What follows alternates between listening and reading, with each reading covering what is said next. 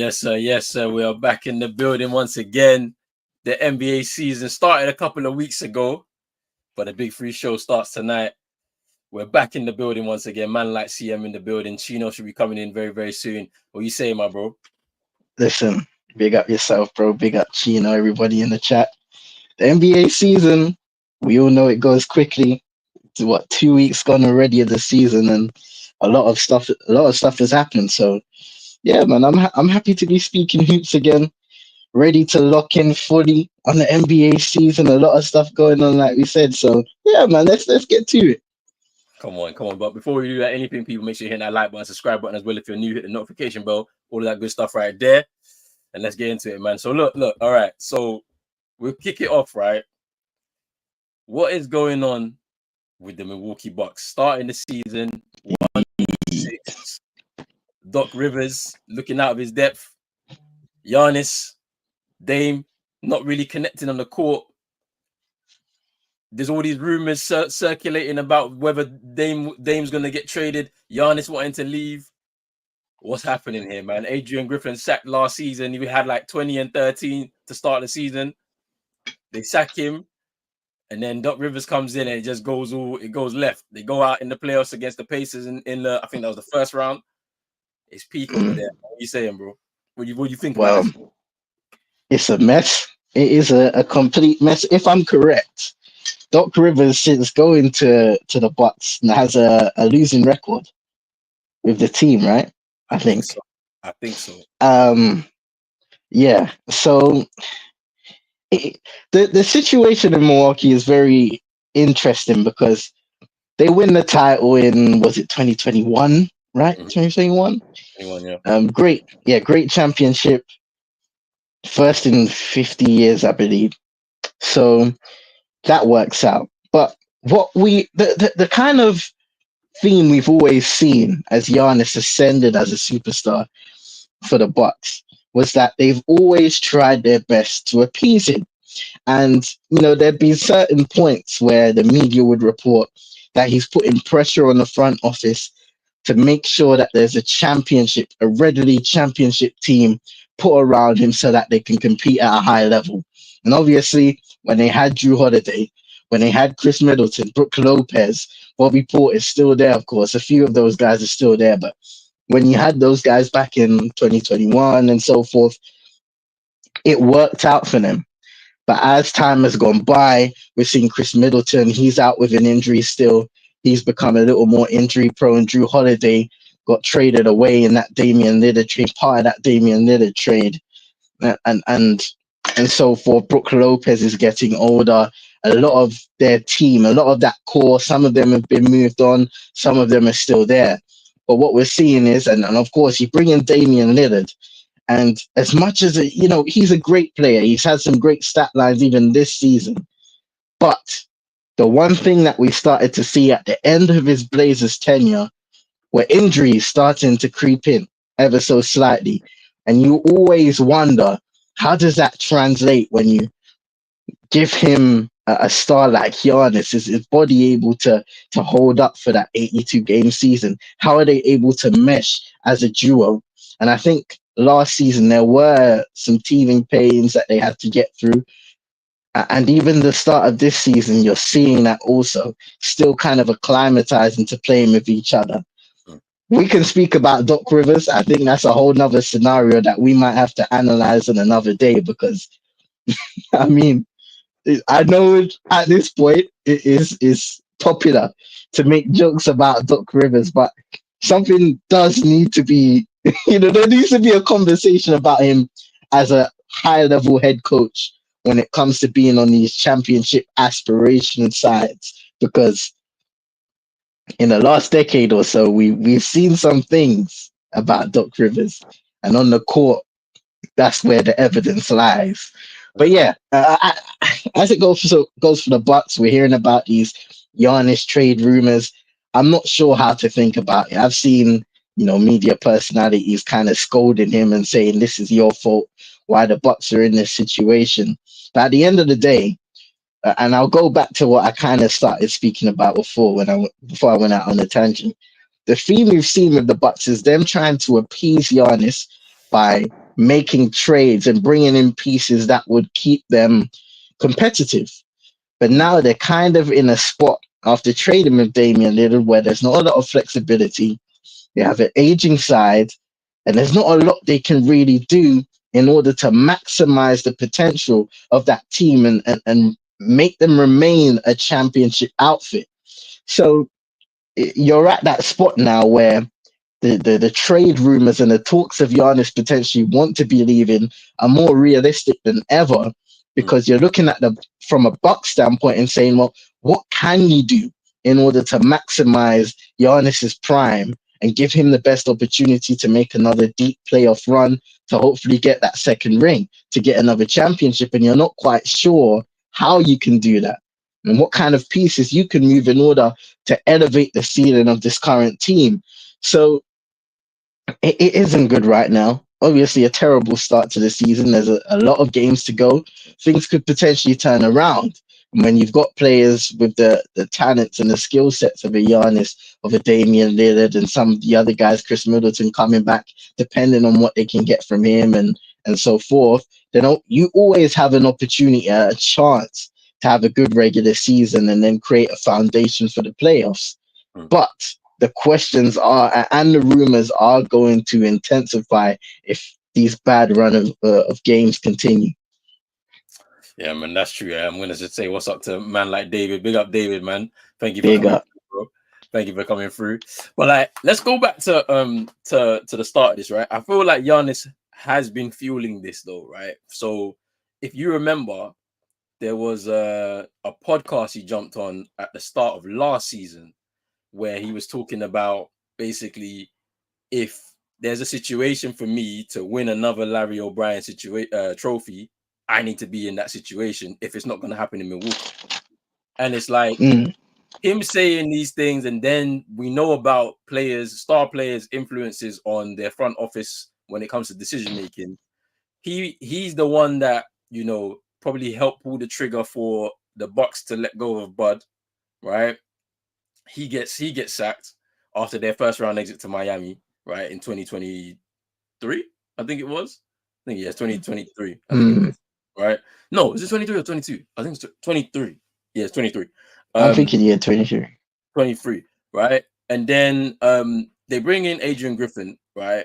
The interesting thing about this is that they brought in an assistant coach. I forgot the guy's name, who left maybe a few weeks into the season. So this is somebody who Yeah.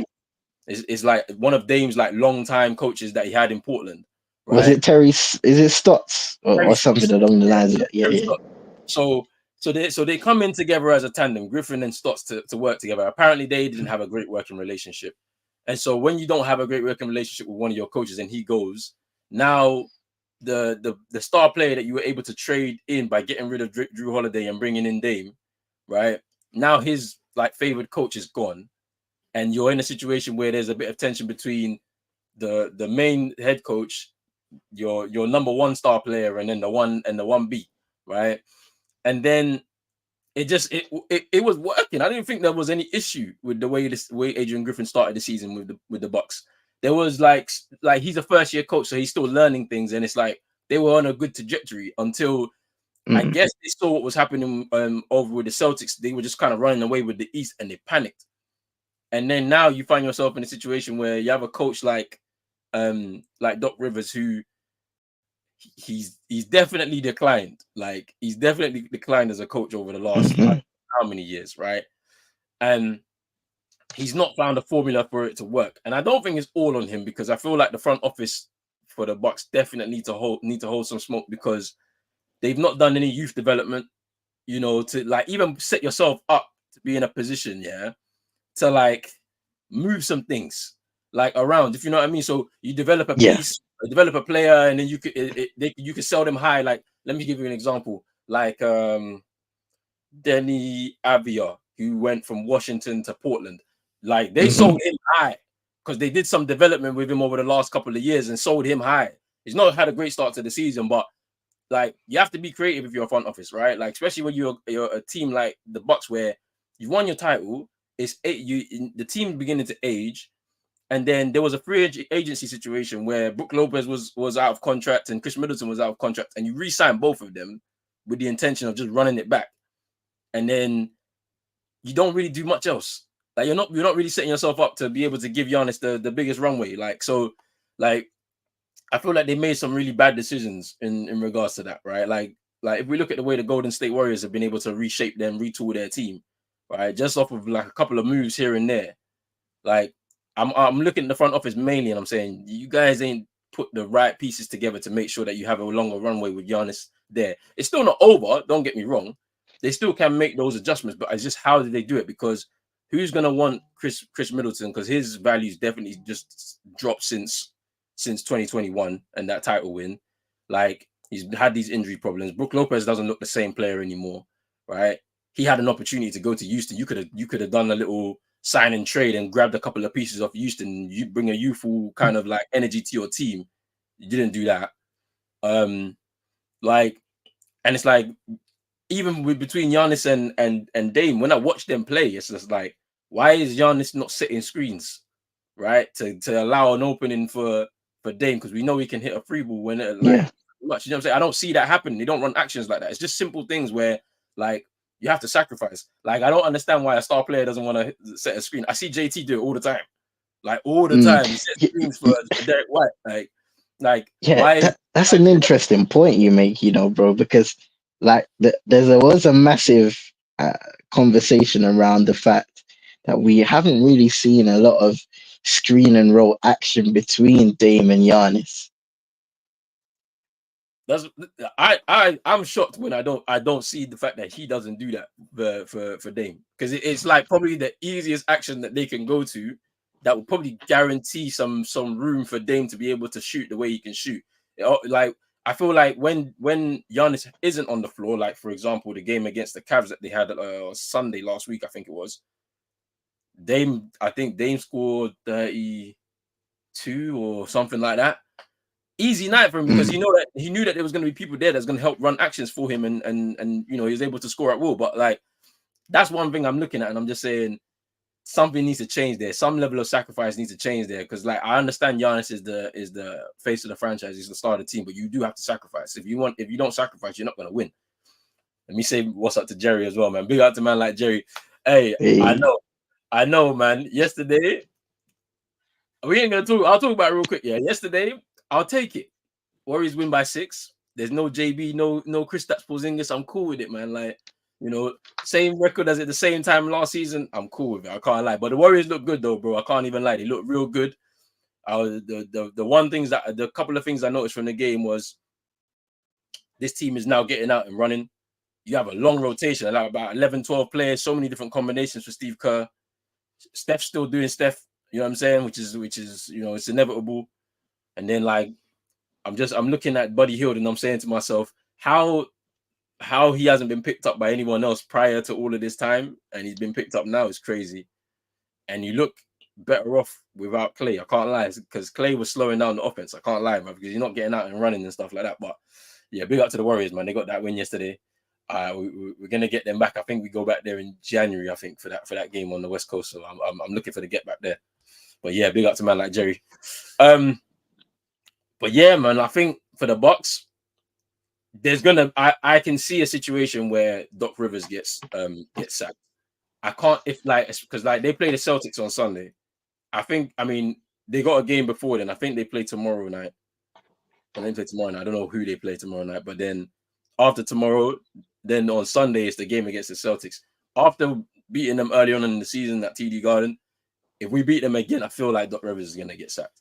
And it's inevitable because you can't really get rid of players, but you can get rid of the coach, right? Like it's just how it goes. And then the question after that is, where do they go from here? Because it's clear now we have a good sample size that this Doc Rivers experiment is not working out. I don't think it will change me personally. So with all of the factors we've spoken about in the last 5 to 10 minutes, you start to ask the questions, especially if the coach is gone now.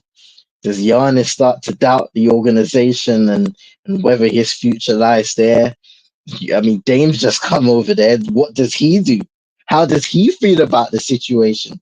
There are a lot of unanswered questions right now in Milwaukee that need to be answered sooner rather than later. Mm. Wait, hey, the, hey, Hey, hey, the FBI are here. I'm not hey, involved. we I'm not hey, we involved. know who you are.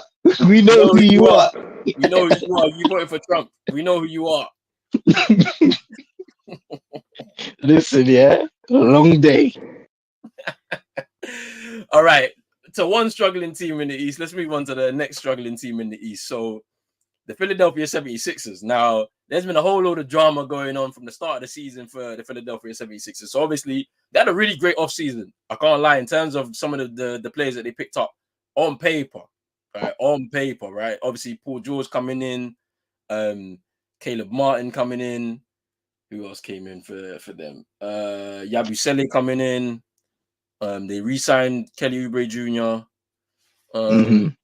I'm trying to think who else on the top of my head was like a good pickup for them. Trying to think who else came in. That was like a good underrated pickup. Oh, Andre Drummond came in as a backup center. Uh, there's one more that I'm think that's like a notable that I'm missing out. Let me see. So Drummond, Paul George, Eric Gordon, Reggie Jackson, Caleb Yeah, Martin, yeah. Eric Gordon was a and good. Yabusele. So Hmm. I mean, like looking at that, that was a good start to the offseason. We knew that that Embiid wasn't going to start, but then the NBA they kind of was investigating like where the Sixers kind of lying about his health status and basically resting him to be able to get him in, some basically some load management situation. But that was founded to not be true, essentially. Um, like he was actually injured. Um, and then the situation earlier on in the week or late last week when he Joel Embiid shoved the reporter after a Yeah, report that came out speaking about the fact that he's not being committed to the city of Philadelphia and talking about his son and his deceased relative as well, his brother. Like, and that caused a situation, Joel Embiid getting banned and fined as well. So he misses another 3 games and doesn't start until I think next week, Tuesday. He'll get his opportunity to start to make his season debut against the Knicks. So I mean, in the NBA Cup actually. And now they're 1-6 for the season as well. It's the same record as I think they're 1-6. Oh, maybe it's changed. Maybe it's 1-7. I think it's 1-6. Let's see. Yeah, they're 1-6 as well to start the season, as well. So I mean, what's happening there? Because now people are looking at it and they're saying, is it a Joel Embiid thing that because they're missing him? Is it too much pressure on Tyrese Maxey to? Because we thought last season after that little stretch of time when Embiid wasn't there and available, Tyrese Maxey had the keys to the team and he really led them to a decent position. Like I mean, they suffered because of no Embiid, but they were able to get through the play-in and then make it to the first round. Unfortunately, it wasn't yeah. enough. But what do you think has happened like that's caused this start to the season for them? Inconsistencies. I feel started the season without Paul George and Embiid, and then you have all of those things looming around. I think it's a decent enough roster to be competitive at the end of the day, especially in the regular season. But they need to find some consistency and continuity. When you look at their starter, I mean, you lose losses to the Pistons, the Raptors, Grizzlies, Bucks to start the campaign. I think in the Suns game, was that the one where Paul George kind of had those mistakes down the stretch, Yeah, um, and then losing to the Clippers as well. So a lot of those things need to be cleaned up, and you'll be hoping that when they have their team fully healthy and back, your MBs, Paul George kind of gets his legs back as the season goes on. You kind of hope that they do improve. I'm not that concerned about the roster just yet. I'm gonna look into them, I think, in the next couple of weeks or so and see what's really going down in Philadelphia. But at the end of the day, and I had a very interesting point of view when it came to the Embiid situation and the investigation and all of that stuff because I saw a lot of people in the media kind of saying, this isn't good. You sign up to play 82 games in the NBA, and we always get that kind of stuff, right? You're soft, the former NBA players speaking like that. But I'm looking at Joel Embiid's career, right? This is a guy who, from the very beginning, he had an injury that kept him out of his rookie year, I believe. Hmm. So he has suffered with injuries for his entire NBA career. He's been able to win an MVP, hasn't quite been able to replicate that level of regular season success in the postseason. And if I'm Philadelphia and if I'm Joel Embiid, he's spoken about not really caring about those individual awards now. He's won his MVP. He wants to go on and win a championship. So if I'm Philadelphia and if I'm Embiid, I'm looking at ways of how to protect the body. Now, of course, he will have injuries throughout, and we've seen him play with small little niggles. How does that affect a guy his size? Wear and tear and how that affects his body. I believe was it last season's playoffs where the guy had blood dripping from his knee. Yeah. So Yeah, Bell's palsy as well during yeah, that time. Like, it was crazy, man. so like I think people need to add a little bit of context when it comes to Joel Embiid and understand that this guy puts a lot of wear and tear on his body. We speak about his foul baiting antics. Those are things that he's openly gone in on podcast platforms and spoken about him having to do during the regular season in order to maintain his body, needing to understand when to turn the physicality on extreme a little bit more than he usually does, picking his time and spots at the end of the day. So for me, I don't like, or I find it a little bit hypocritical when people kind of come out in the media and speak about him being soft and stuff like that. Because at the end of the day, you're going to criticize him for not being available in the postseason and having all of these having all of these injuries and stuff like that. But then you're going to criticize him when he's out injured. Yeah. So it's a lose-lose scenario for Embiid. Like, come on. The thing, what's interesting about that argument, right? Where like, I think for him, I think the reason why he's beginning to get because I don't think he was getting this heat before, but as the years roll on, right? I think Mhm. what year is this for Joel Embiid? Is this year 11 or 12 for him now in the league? Like we know that they've openly spoken about this process, and up until now, it hasn't come to nothing's come to fruition because of this process, right? Like, and the fact that like now he's admitted to himself that look, I can't even play back to backs anymore because of the wear and tear that my body's undergone over this time that I've been with the Sixers, right? The Sixers organization have decided that they've got to basically build a roster that will allow him to rest during the regular season. Because look, he's entering the Kawhi Leonard territories right now, just Mhm. without shit. Do you know what I mean? Where Kawhi Leonard, I think, is in a dangerous place now, where he's really gonna have to sit out a large chunk of a regular season just so that he's capable of competing in the playoffs scenario, right?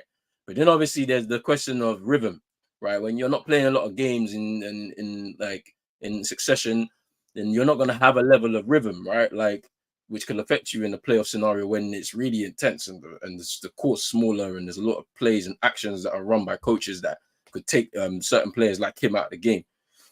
Paul George coming in, which on paper looks like a good move. I don't know if it's going to be the move that they think it's going to be, though, because especially this year, because they obviously are still trying to figure it out after in the first year. And usually a first year adjustment to a team, especially something as big as that, doesn't necessarily, give you a championship. So I think for the Sixers, just looking at it for the start of this year, what needs to happen? Hey, man, like Chino in the building. What are you saying, bro? Cheeto. I have no sports team, bro. Tyler Hero has been balling. I can't lie. I've been watching. Roland, I don't care what you gotta say. That's the point. That's why we're losing. Tyler Hero balling is the point why we're losing. Tyler Right. Hero does Hey, not play hey, winning basketball, bro. Like I said, he plays basketball for a team like the Pistons, who are not playing for nothing. Like his 30 points is for a team like that, bro. Every time Tyler Hero drop a 30-point game, Miami lose the game. It's just his basketball. No, I'm not even hating, bro. His basketball does not help others win. You know what I'm saying? It's not a mm, team winning basketball style he have. His basketball style is just either he's hot or he's cold or he's just when he's getting trapped, he's throwing the ball away. Yeah, we don't want to talk about Tyler Herro though. I'm trying to kill him. hey, Whoa, yo, whoa.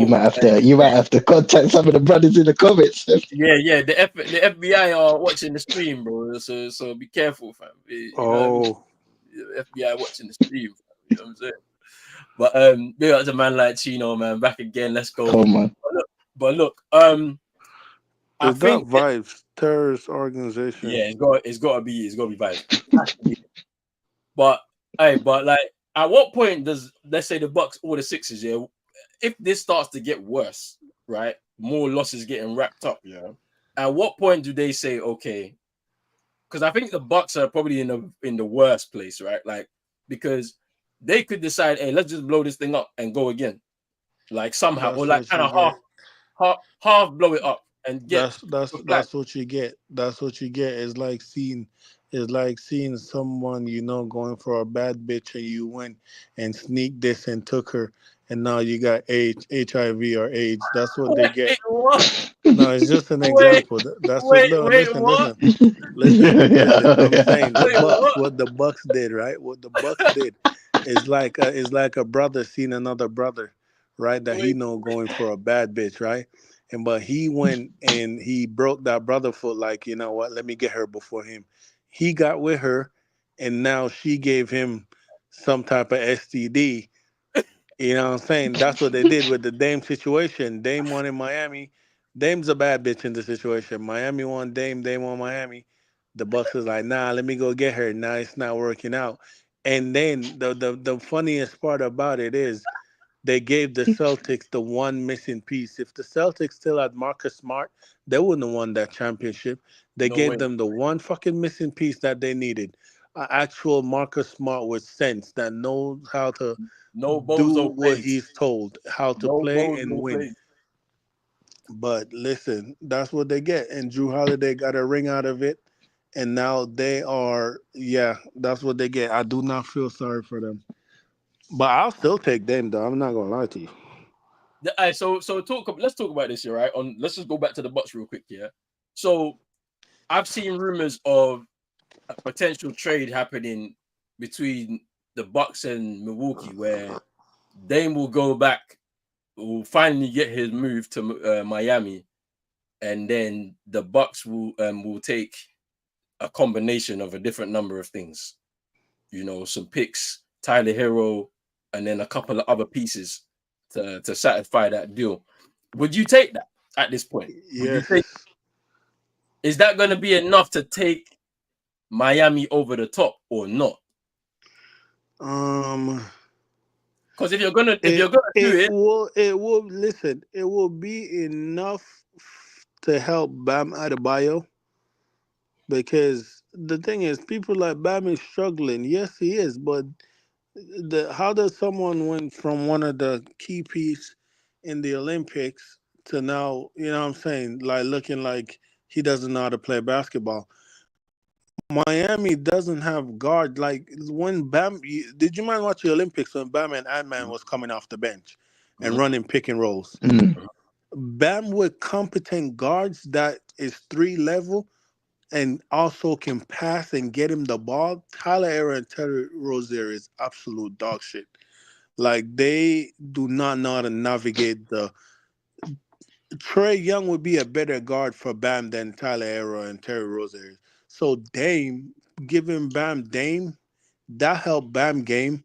And also Dame is still averaging 28. Like he's still, what I'm saying? So that helped the Heat in that perspective. Now the next thing is Jimmy Butler. Right now, Jimmy said he was gonna come play serious this season. I don't know what's going on. Do I want to just bite the dust and get rid of both Jimmy and Tyler? Not to the Bucks, but like So the wherever. Warriors like Jimmy and Houston like Jimmy. Do I want to do that and just say, you know what? Let's get pieces from there and let's take Dame and Bam and then see what else is available that we can add a third piece in there with that. But I would do Dame. I would take Dame for Tyler Arrow, whoever they want. They want Duncan, they want Jovic, Jaime, whatever they want. But I'm you, ready to go that route. you see, and this is what I was gonna ask: is has that time passed now? Because I'm obviously we speak about Jimmy Butler. He's 35. Damian Lillard's 34 now. So we're speaking about building around Bam Adebayo and creating a roster that is at least competent enough to compete in a regular season and seeing where they go come playoff time. Last couple of seasons, I think you guys have been in the play.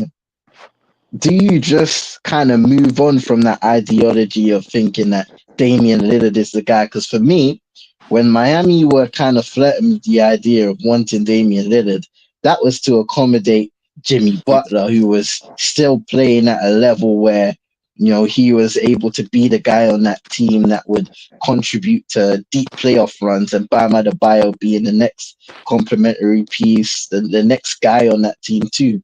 Now Jimmy Butler's kind of taken a step back in terms of his production. Hasn't always been a regular season guy, but I think we're starting to see even more now that he's taken a step back.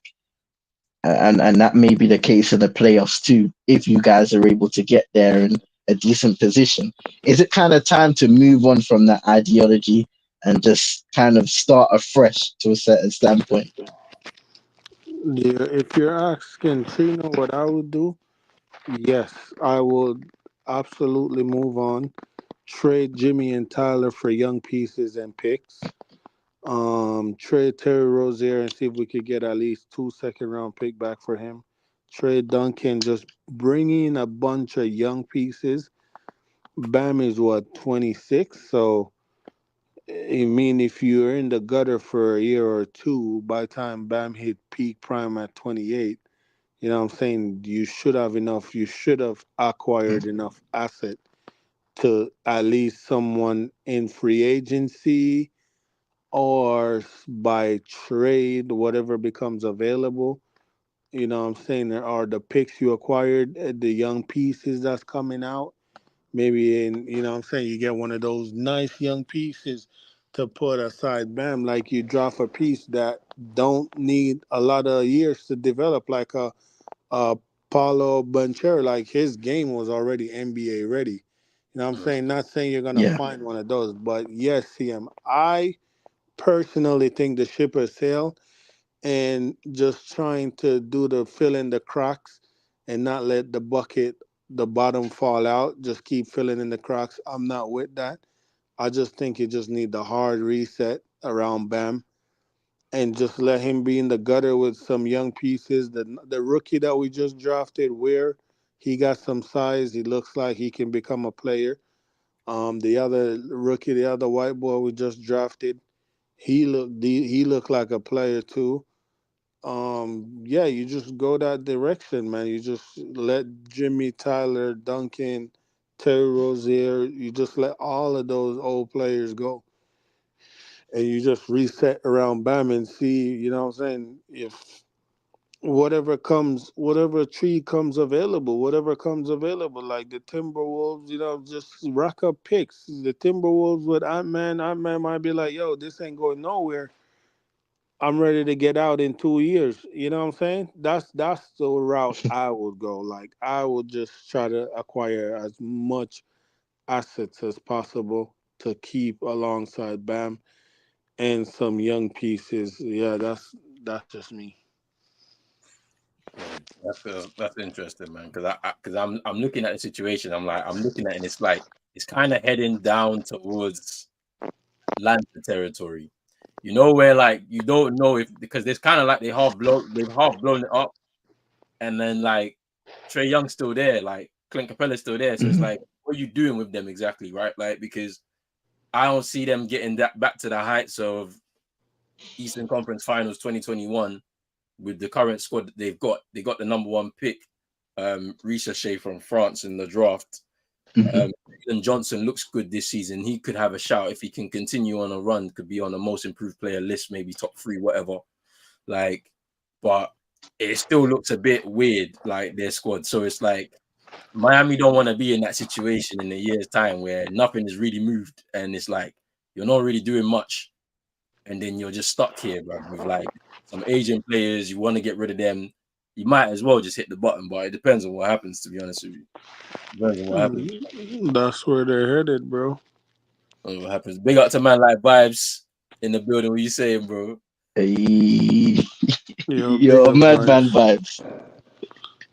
vibes. But hey, the Cavs, man, the Cavs have started the season on a 9-0 run. They won their first 9 I games j- of the season. and I don't think they're gonna win a championship. It's just No, they're they're not. just I don't know. They're They're not going to just win a championship because they're a you want to regular know why? season team. You want to know why they won't win a championship? Just look at their bench, their roster. It's not great. Like it's not really great. Like that starting 5 is solid, right? But apart from like Carius LeVert, who like he's someone that can give you solid minutes off the bench. Max Strus is a shooter, like, but he's streaky. Um, Sam Merrill's a streaky type shooter. Like, come on, Tristan Thompson's there. Like, it's not a great roster, man. Like beyond that starting 6 guys, 7 top 7 maybe. But they started off with 9-0. You know, obviously JB Bickerstaff was let go at the end of the play at the end of the playoffs when they went out in the second round by the hands of the Celtics. Kenny Atkinson Mhm. coming in as coach, and he's got them playing some good stuff. I feel like they've had some close games though over this run where they could have lost, and they've been able to win. The Bucks game that I talk about where I think they went overtime and lost, and won. Or no, it was close. It was a close game towards the end. I think Donovan Mitchell hit the winner. What do you guys make of their start to the season, man? Like, I've watched a few games, and it's like I'm not seeing much different than what I saw last season, but I am seeing a bit more. There's certainty within their squad because obviously Donovan Mitchell was kind of like I feel like he gave the organization an ultimatum. He was like, "Hey, get rid of the coach, or I'm going to be considering my future elsewhere." And they sorted that, and he signed. And then Evan Mobley's taking the leap that we thought he was supposed to make last year, but it's happening this year. From what I've been seeing, and then Darius Garland looks more comfortable playing with Donovan Mitchell. We also thought it was supposed to be happening a lot more last year, but it seems a lot more comfortable this year. So what do you man think of the Cavs start to the season? Yeah. I think the most promising thing I've seen, like what you mentioned, is the fact that Evan Mobley is a lot more involved in the offense for the Cavs. In some possessions, carrying the ball up the court, being aggressive, scoring on the block, and he's improving in that sense. Remember, we kind of had a conversation last season where I wasn't really feeling the attitude of some of those younger players in the Cavs roster. I kind of felt like they were a little too passive. Whereas seeing that from Evan Mobley this season, Kenny Atkinson has kind of made it a point of empowering Evan Mobley and wanting to see him go out there and be aggressive and calling his own number at times. And we have definitely seen that. Darius Garland, a lot of those guys suffered with some injuries as well. That we can't forget when they had, when they got back to the playoffs and they had those great moments, they weren't really able to replicate the success probably people expected from them last season because of all of the injuries that they amassed and the inconsistency. So they'll be hoping to have a very healthy season first and foremost this year and see what they can do. In terms of a roster, from a roster standpoint, I don't feel like they're at that championship level like what Gino said just yet. But the continued growth of guys like Evan Mobley, Darius Garland, you can start to think about what you need to do in order to start elevating that roster and maximizing them. Because Donovan Mitchell, it's an interesting piece on that team because he's on there as the floor raiser, but there's only so much a Donovan Mitchell can do with the players around him in order to get them to a position of where they can make deeper playoff runs and start contending. And right now, I don't think that roster is in position to do that just yet. You know what's interesting though? It makes me think about what would have happened with Colin Sexton, you know, because when he got injured, right, it was between him and Darius Garland, and then he got injured, and then obviously he got traded away, went to Utah, right? Obviously as part of the move for Donovan Mitchell to come back, but to come to their team, right? But it makes me think like, what happened with him? If he had stuck around, would they have maybe had a player at maybe a higher level than Darius Garland is now? Because when you look at the way he's performing in Utah, could you say that like he's probably the better player, despite the fact that he's playing in that smaller market in a team where he has a lot more responsibility, lot more time with the ball and whatnot? Like, it makes me wonder, would he have been a bigger asset to this team if they were looking to try and get championship aspirations? But Chino, what do you think about this team? Do you think they're going to be a threat to the East or a threat to the league potentially when it comes to playoff time, or do you think it's just going to be the same old thing when it gets to the Cavs? playoffs? Yeah, the Cavs, bro. Nah, I see the Cavs even losing in the first round to the Magics, bro. The Cavs are not. They are not no threat to no one. You think if they run back the matchup, it ain't changing? What team was that? There's a team over a few years ago. The Larry DeMar DeRozan team and the Atlanta Hawks team. Good regular season team finishing top of the table and just crumbling in the playoff. Remember those teams? Toronto Raptors. Yeah, with Lowry and DeRozan, and then the Bronto years, man. and then the Hawks with Jeff Teague, and I mean it was against LeBron, to be honest. Yeah, but you know what I'm saying? I don't think that they're a threat. I just feel like what CM said, they're a regular season team. They're not ready for the playoffs. And like you said too, Roland, their bench are just like Donovan Mitchell can be that guy, but that guy also need that guy. Yeah. Like JB got JT, you know what I'm saying? Steph had Clay Dream. Well, the Warriors was just a team, like it was just a team. But like when you're that guy, like LeBron had Kyrie when they won in Cleveland. LeBron had D Wade in Miami. Like you're that guy, but you also need that guy next to you. Like who is that guy next to Donovan Mitchell? Like Mobley, Allen, Jarlin, all these guys they're just like high level role players. They're not that guy. Like Donovan Mitchell is that guy. But you might know what I'm saying.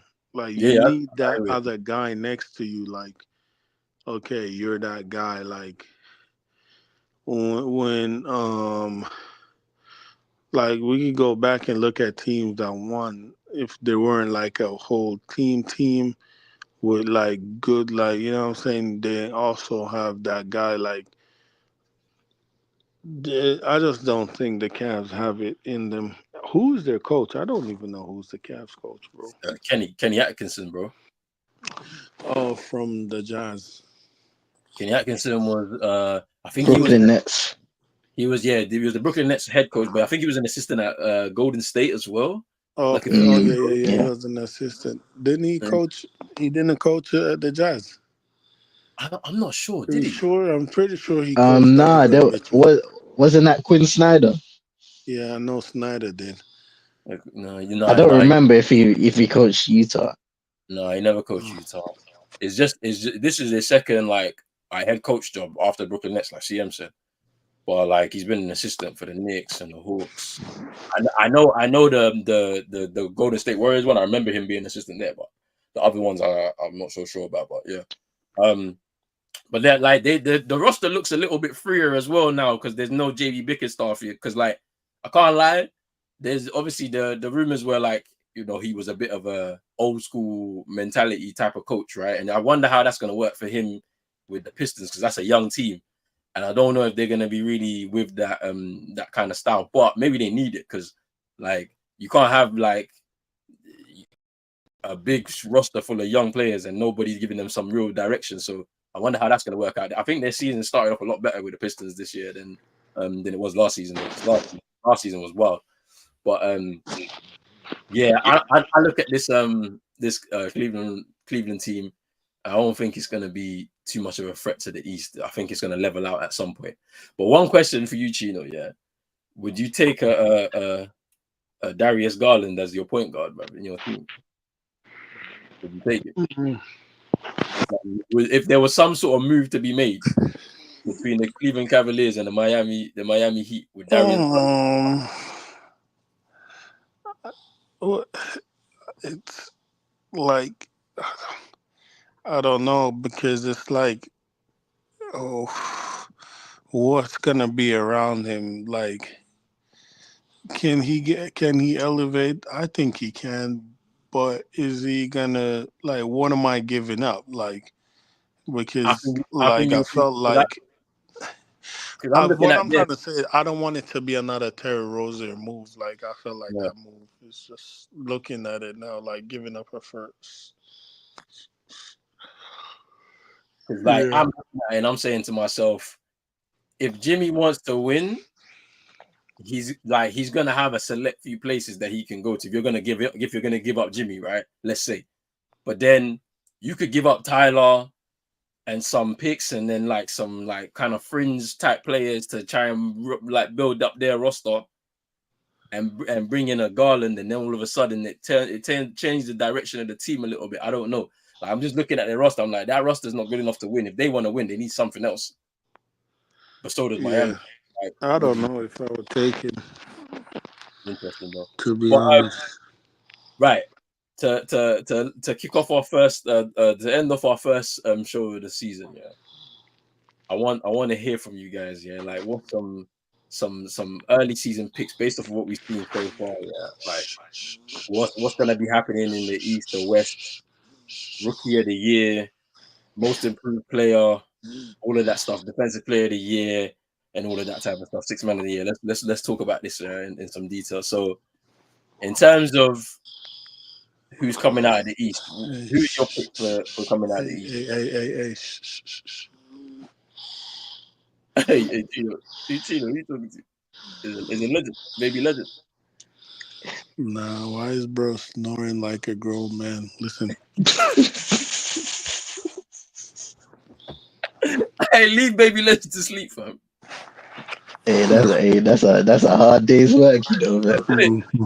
nah, That's a he's sick though. He's sick though. He got a little Man, cold. get well, speedy recovery, man. get well soon, man. Yeah, he got a little cold. All right, go ahead, Roland. What was your question? Who's coming out of the East, bro? Who's your pick? At the moment, it gotta be the Celtics. Everybody else suck.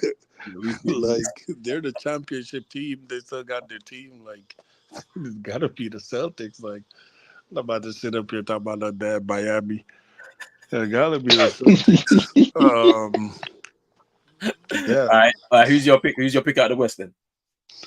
Oh, the West now. That's a different cookie. Oof. OKC. OKC. Mm. How you got? Yeah. You guys Tough. look good, It's tough but though. I can't lie. it's tough. It's tough to pick OKC CM because I need to see. They're gonna make the playoff comfortable. Mhm, I need to see them in their first series. Have they took a playoff growth? Because we know that they're a good regular season team. They're gonna win games. They're gonna have their fun. They could hoop. But mhm, have they learned how to manage playoff? The atmosphere. It's a different. The refing. It's a different ball game. Shea's not gonna get all the whistle he gets in the regular season. You see what I'm saying? Have they learned that? I can't be say okay. See, not knowing if they, what I'm saying. That's a tough one in the West, man. Like, mhm, who the Suns? I still don't trust them. Durant looked good though, but I feel like the Suns might just peak right now and then fall off. I could also like the West. I could literally also see the Mavs coming out again, but losing again to the Celtics, something like that. A rematch and lose again, or give them a better fight. Um, I don't know. I'll hear you man pick for the West before I pick because the West is kind of sticky. It's crazy though. Like, yeah. So what's your picks? East and West. Ooh, Boston in the East. Um, You got to go man, I with your want. team, bro. Yeah, I gotta go with OKC, bro. I gotta support because the way we started the season, really good 7-1 record, great defense so far. Offensively, I mean, we came out of the gate not even shooting the free ball well, which was one of our strong points last season, and we were still finding ways to win games. So yeah, I gotta go with OKC. But like you said, there are a lot of tough teams that are supposedly bouncing back from rough seasons or a rough few years. When you look at Golden State, seeing whether they'll be able to keep that up. The Phoenix Suns, you never know about them. Like what Chino said, the Mavs, Nuggets, Grizzlies, are they back in the fold, or will they be one of those lower teams in there? It's a competitive conference, man. But I'm picking OKC. So yeah, you already know I'm riding with my Celtics for that East spot. But West, hey, West is tough, man. Like because I'm like the Mavs got that taste of the finals, and like I think Luca, Kyrie want to come back again, and I feel like obviously Klay Thompson coming in there has changed their roster a little bit. There's some outside shooting. They missed it in that finals run, man. They really missed it against the Celtics. They needed someone to do it. I don't know if Klay's still at that level, but I feel like there's going to be a lot less pressure. I guess maybe he can play a little bit freer whilst he's on the Mavs. Um, OKC's like the team to beat in the West for me, like just because they're still young. So it's like they got found out in the playoffs in the second round against the Mavs, but like it's Kyrie and Luca. Once they get going, it's tough to stop them. And then obviously they didn't have a center presence, and so that's how the Mavs were able to get through the rounds because that little tandem between Derek Lively and Daniel Gafford was tough for a lot of teams to handle. Only the Celtics figured it out by drawing them out and just kind of opening up that space down the lane. But then like I'm still looking at Ant-Man and the Timberwolves. That run was kind of crazy. That they sweep Hey, the Sun.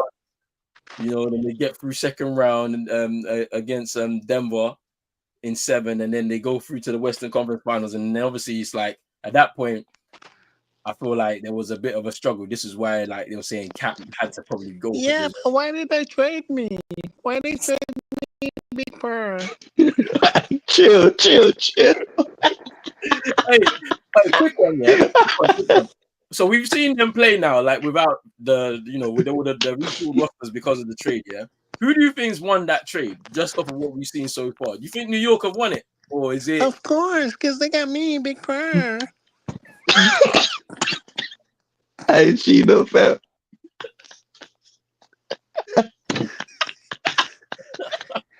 Yeah, I just dropped a 40-point game. Like I'm going crazy with it in New York. I'm Big Pearl.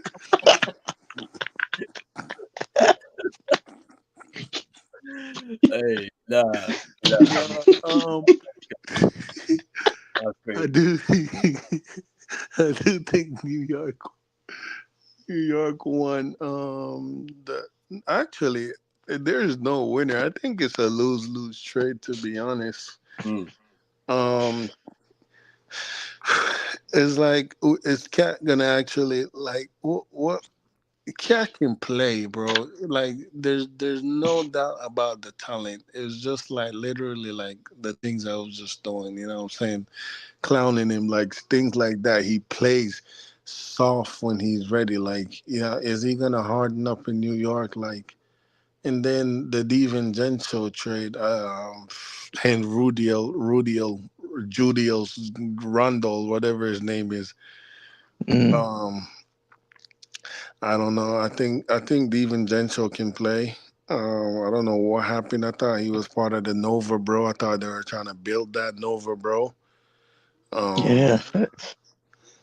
but it looks like something went down, and Bro was the one that went his separate way. And then also you have to look at like the Bridges trade too. I don't know. I feel like this all might blow up on New York. Like Dude, all like they're trying to bring in too many pieces. their Like roster, too many big pieces, and they're not like there's no depth. yeah, Look at exactly. That's what I'm trying to say. They're not building the their bench. bench. It's just like Look at their bench. It's horrible. So Deuce McBride is there. He's the only guy, right, that I recognize when I'm like when I've seen New York. If I'm being totally honest, like I don't understand why they just kind of went top heavy with when we know that like Tibbs will run that team into the ground. Like so by the because when they got to the playoffs, right, they was done. Like that's why the Pacers, because the way they play as well, the Pacers just keep running. So it's like you have to keep up with them, and you can't because everyone's injured. And then at that point, you've lost the matchup, bro. But like, yeah, I think at first I was like, oh, I think the Timberwolves won that trade, yeah. But now when I think about it, you're right. You know, it's kind of a lose lose because it's like, you know, Nas Reed now has to step up and be like the starting center for that. Well, not well, he's gonna start in the four, but like he has to step up because there's obviously no perimeter presence anymore if he's not on the court, let's say, because Rudy Gobert hasn't got an outside shot.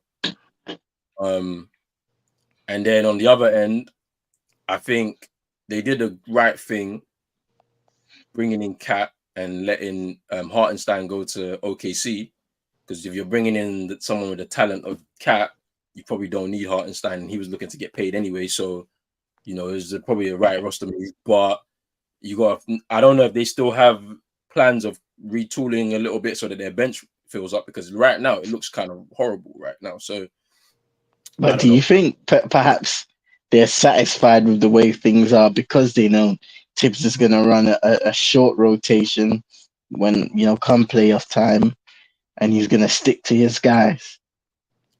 But then it's like, what about the regular season? Because obviously, because last season they did really well because I feel like they had a better roster, like all in all, and they were able to grab that second spot in the East.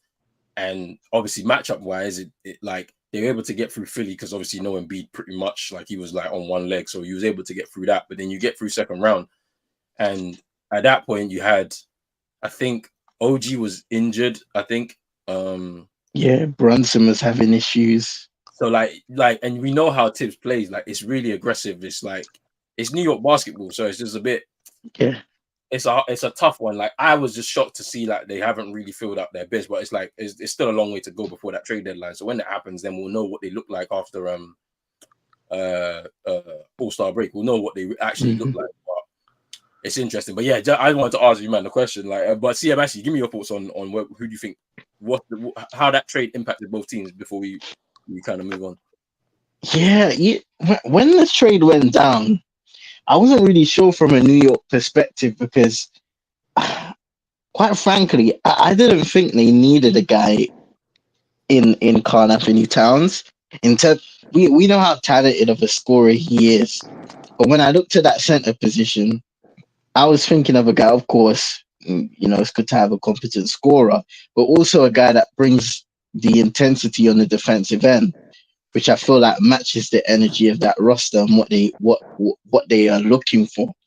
On the other side, you have a guy in Julius Randle for the Minnesota Timberwolves. Like what Chino said, Dante DiVincenzo, a really good two-way player. But Julius Randle sometimes, as good as he is as an offensive guy, he can go hot and cold on offense. He slows it down a little bit, and he needs to have a bit of space on the block to operate in that mid-range zone. Mm. Defensively as well, he's kind of hit or miss, in my opinion. Maybe the statistics support that, maybe they don't. But I kind of looked at this trade and I was kind of weirded out by both teams because I wasn't exactly sure if either of those pieces were really going to elevate either side. And that's where I stand right now. I haven't really formed a conclusive opinion on the trade itself, but I still am a bit iffy about the trade and how it may end up for both sides down the line. Yeah, man.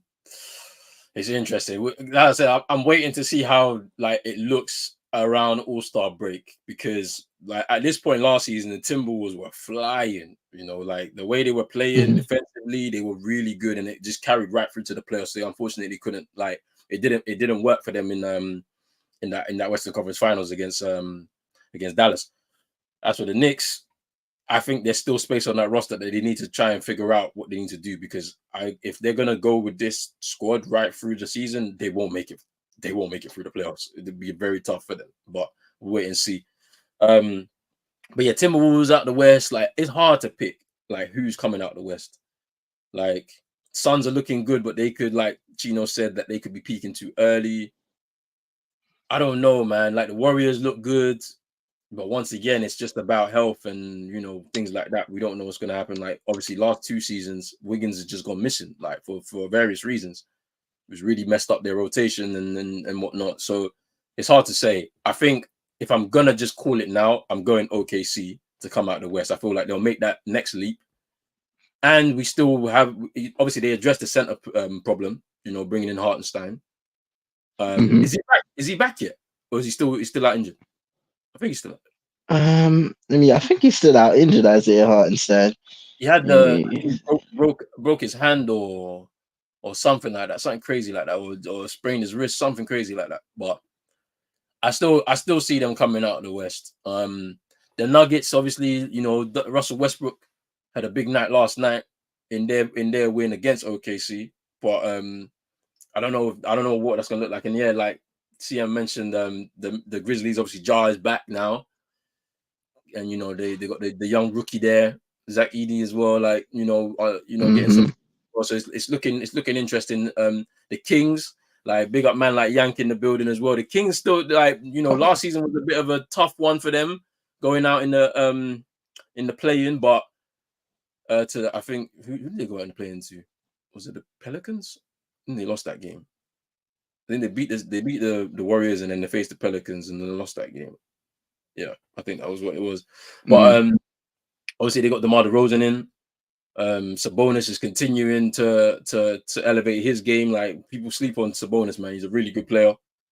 And could they just kind of get themselves back into the playoff picture again? Obviously, De'Aaron Fox is looking to try and avenge the wrongs of last season. So it's going to be interesting to see what happens out the West. I don't know who to pick. Like, Houston, another year. Can they continue to grow? I don't know, but I'm gonna probably go OKC, come out of the West. Who's you, man? A quick shout out to Sabonis.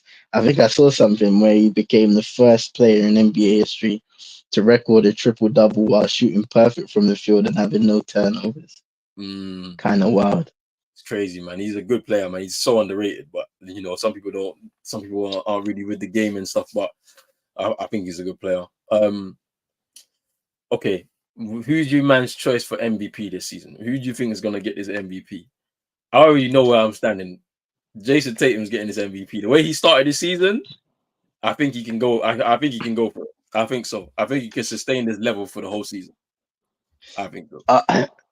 I'll be rooting for my guy SGA. Came close last year, first seed. I do hear the Jason Tatum. And I think in the previous year I said this is Jason Tatum's year. With all of the stories surrounding the Olympics of what went down, obviously winning the championship, but not being a finals MVP. Naturally, even if those guys don't care, the chat is going to be around Jason Tatum and always about whether he can elevate his game and keep the Celtics up there as one of the best teams while being that guy. And there's always conversations around him not shooting efficiently in certain scenarios, and even if they do win, the conversation is always around Jason Tatum. So I hear that, but I gotta pick Shea Gilgeous-Alexander because arguably last season he could have won the MVP award. Yeah. I'm not gonna argue on Nikola Jokic or anything like that because he's a phenomenal player within himself. But you could have argued with them being such a young team the way we grew and elevated last year, he was a big part of that. And this is a guy who's averaged 30 plus points per game now for multiple years. He continues to improve on the defensive end, not just as an offensive guy, but a leader too, which is an underrated aspect of how he was kind of tutored in the early stages of his NBA career, and how he's carried that onto this OKC side, which for me is integral. Gino, I don't know if you're here, yeah, but who do you think is going to be MVP for this season, bro? Um, yeah, I'm gonna go with CMP. You going SJ, yeah?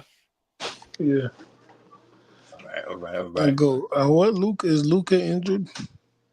No, no, Luca played last night against the Bulls. Had a good game. Yeah, yeah, I can see SGA getting it. Um,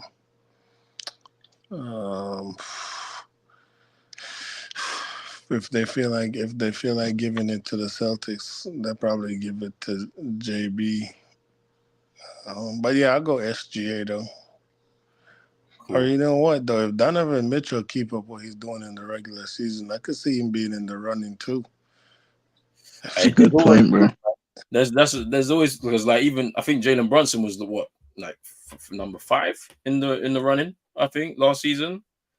So Yeah, I think it was Jokic 1, SJ 2, Luca 3, Tatum 4, and I think Brunson 5, if I'm not mistaken. But yeah, it was interesting. So yeah, Donovan Mitchell could have come into that picture as well. Okay, what about defensive player of the year? Who's your front runners for that this year? Wemby. Hey, did you see that block yesterday that Jalen Green had a dunk, yeah, and Wemby just it's the way he did it. It was so effortless, yeah. It's just a one-handed block, threw it down, just got up, yeah, and just shrugged his shoulders. Like it was crazy. Wemby's a freak. But yeah, man. See, yeah, Yeah. what do you think? Oh man, it's interesting because Wemby was up there in the runnings for DPOY, right? Yeah, Last last year, season. yeah, I think he came second or third. I think. Yeah. Could be him. Look at Evan Mobley in Cleveland. Shaq, obviously OKC. It's a tough call. AD up in LA. He's always a guy that's in the conversation, but hasn't quite been there just yet. Damn, no Bam. Um, but hey, listen, we always give Bam his flowers defensively. You know what I mean? But The Miami Heat yeah, stink, so that's yeah, gonna hurt Bam. that's the thing, you know. And it's tough. It's tough. It's tough. I'm gonna say Evan Mobley, Mm, Cavs. Evan Mobley, that's a good one. I'm trying to think. Who's had a good start to the season though, from a defensive perspective? Wemby's been good. Bam actually been solid defensively, apart from that cat game. I don't know what happened against New York, but bro was shit. Yeah, What do you Bam. think about Bam's early offensive struggles, Gino? Bro, I've already told you, bro. He doesn't have a guard, bro. You need listen. Let me show you something. Let me show you. You see Bam play style, bro.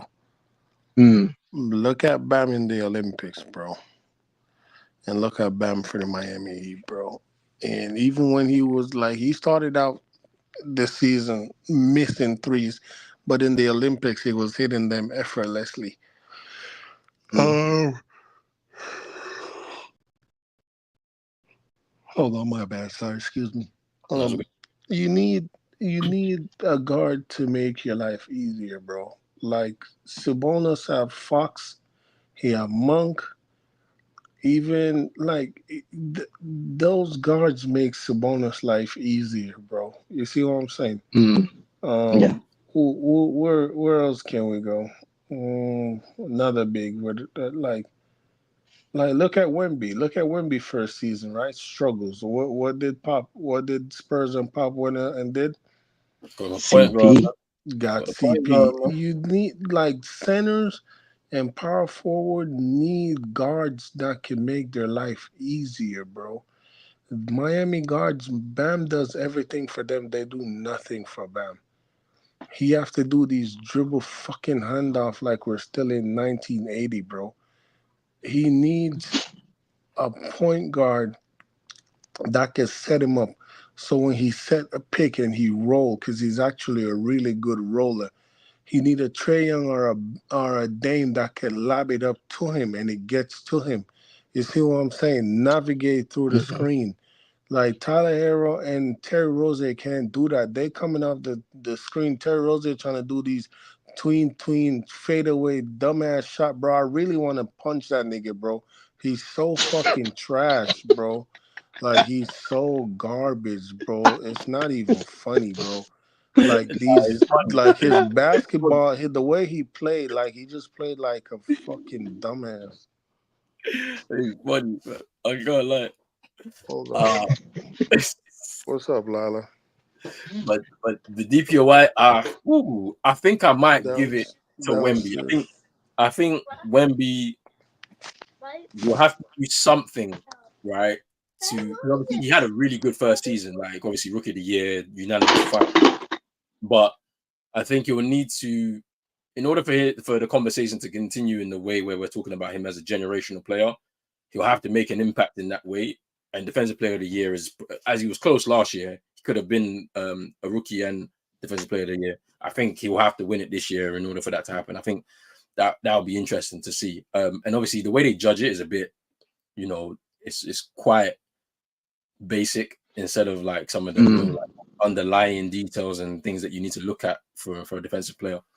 But if they look at it at that basic level, then he has to be in the running for it just because the physical statistics show he's the player that probably will, be able to do that like on a nightly basis. But we'll see. But I pick Wemby.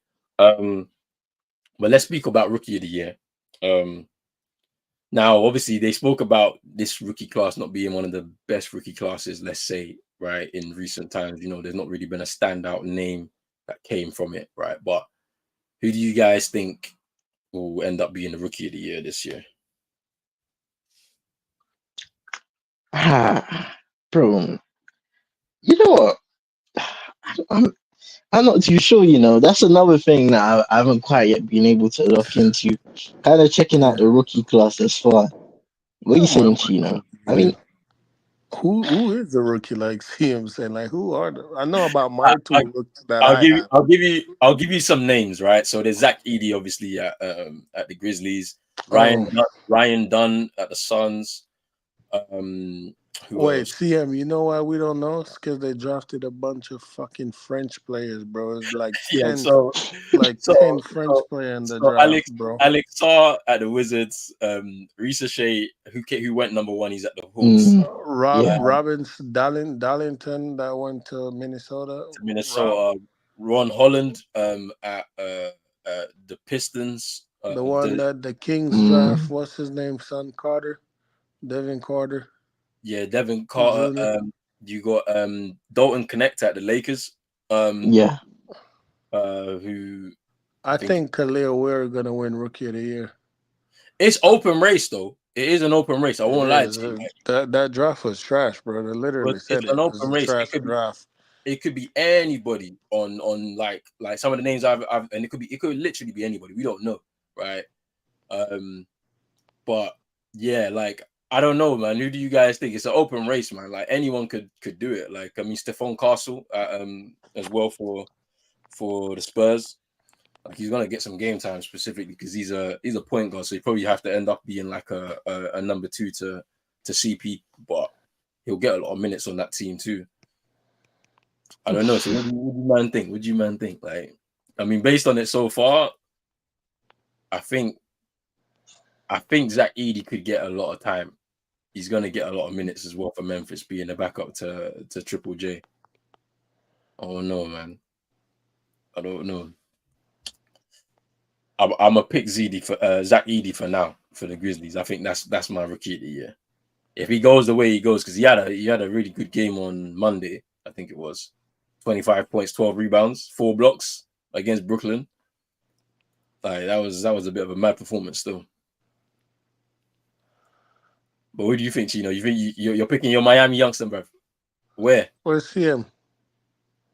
Oh, I think he's about. Man, Yeah, he's here.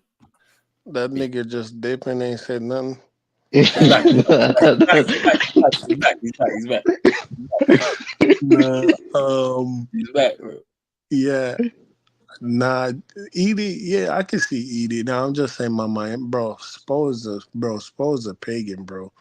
Like Spo, listen, I don't know if you might see my tweets sometimes because I barely tweet. I do a lot of retweets, but when I tweet, I do get mad though. If I'm really mad, that's when I tweet and cuss somebody out like Tyler or Spo or or Man United. But Spo thinks by practicing and getting beat up in practice and fucking watching film, that's how you get better.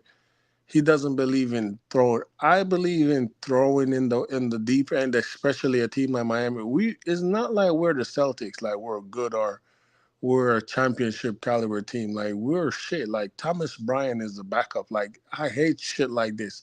Having people like Thomas Bryant as a backup when you just spent a fucking first round pick drafting a 7-footer with so much upside and talent. Throw him in early. That's minutes. You're giving Thomas Bryant minutes when you can have him developing right now. You know what I'm saying? Yes, that can be a sticky situation because he might have one of those character where you throw him in and he have a bad game and it fucked his career. You know what I'm saying?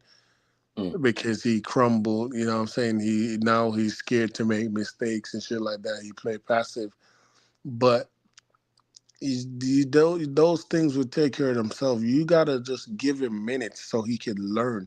That's how you teach him. When he plays, you show him that's film. You don't show him film of fucking Thomas Bryant and just bam. Like he needs to be out there playing and see. Like we are dead last in rebound, and we have a 7-footer on the bench, bro. That's kind of crazy, man. It's crazy, bro. Just I, nonsense I goes told you, on. I watched your fourth quarter against You seen him hit Sacramento, that three? bro. I watched both. I watched last night against the Suns and Sacramento, both fourth quarters. I said late game execution is non-existent. What's happening? None. Who's running the actions, bro? Bro, I don't listen. A Who? big man thing. Y'all hear from me here first. I don't have Spoen the best coach of the league right now at this moment. Like he I is know who the out. best coach is. Pep Guardiola. Yeah, Spo is Pep. out, bro.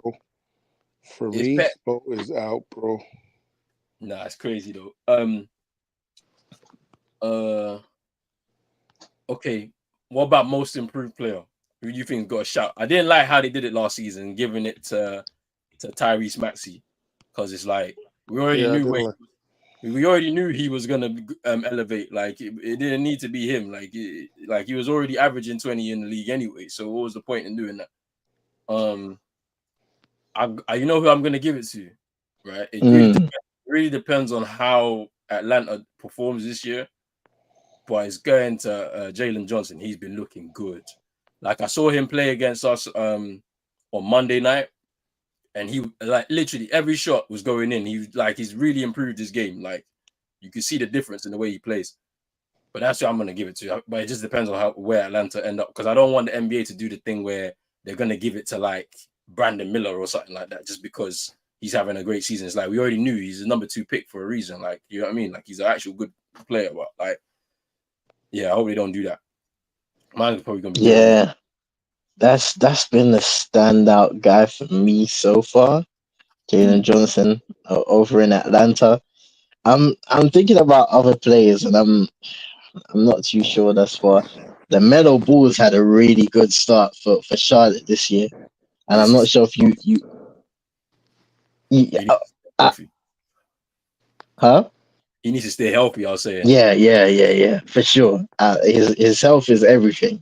If you say, but I think he's a guy that has started the season really well, and if Charlotte can stay up there, if he can stay healthy, potentially a standout candidate for this season's most improved. Chino, who do you think is gonna be most improved, bro?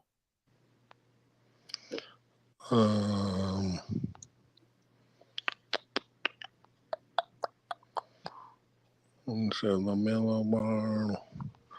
Who was shit last season that I could see having a good season? Let's see someone like Clay. Could see someone like Clay having a bounce back here after all he'd been through. Does a player like Clay really win most improved though at that point of his career? Exactly. I mean, but that's true. But that's what the trophy should be, though. It should I hear be it. after your last year of how you bounce back. That's true. And it shouldn't really be restricted by like how long you've been in the league. Age. Yeah. That's a shout though. Clay getting most improved. It could be interesting, but he needs to hit shots though. That's what we know him for. If he's not hitting shots, he's going to get a lot of open looks as well for that Dallas team. Trust me. But he needs to hit them though. Yeah. That's really going to be the difference between him getting that or not, right? You know who'd be a shout though? Daniel Gafford. That might be one. Like if he can have a solid run, because obviously he came halfway during last season. Obviously, I think he came from Washington to Dallas last season. Yeah. Right. So that a good solid, like that run was wild for him. Like to go from like you're not doing nothing in the East to Western Conference finals. You know what I mean? Like if he has a solid season, I think he might be a shout for most improved for this year, to be honest with you. But yeah. It's either is Jalen Johnson, maybe Daniel Gafford. I think he might be my one pick, to be fair, for that. For me. You can pick Tyler Arrow because since you're riding his dick, nigga. hey! Nah, you're supposed to be my boy, but you're riding for the ops. You're supposed to be my boy, and you're riding for Tyler the Hero, ops. yeah, bro. Fuck that nigga, bro. If I ever catch him in real life, I'll slap his face in, bro. Is that what you say? You're gonna catch him sleeping like Faz, yeah? You're gonna catch him like Faz, yeah? He said like Faz. Nah, Faz a wasteland, bro. Gino's gonna be like, I want you to get the hell out of Miami. To get improvements, fam. Get the hell out of Miami. Hey, that's crazy, man. Faz a wasteman, though, bro.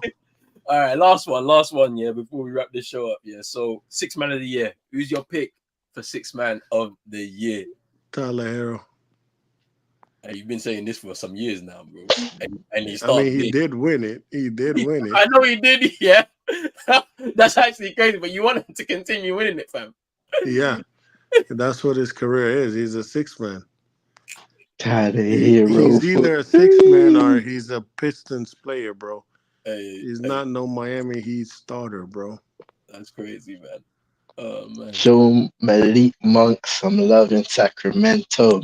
He was unlucky not to win it last year. I can't lie. Malik Monk, that's a good one. Oh, yeah, they gave it to, what's his name? I thought Monk won it last year. No, they gave it to the Timberwolves, brother.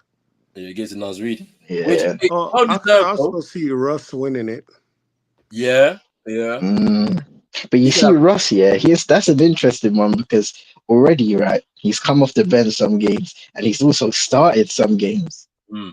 I think he always seems to be one of those guys where he comes off the bench sometimes, he starts sometimes. It's kind of a sacrifice that he makes.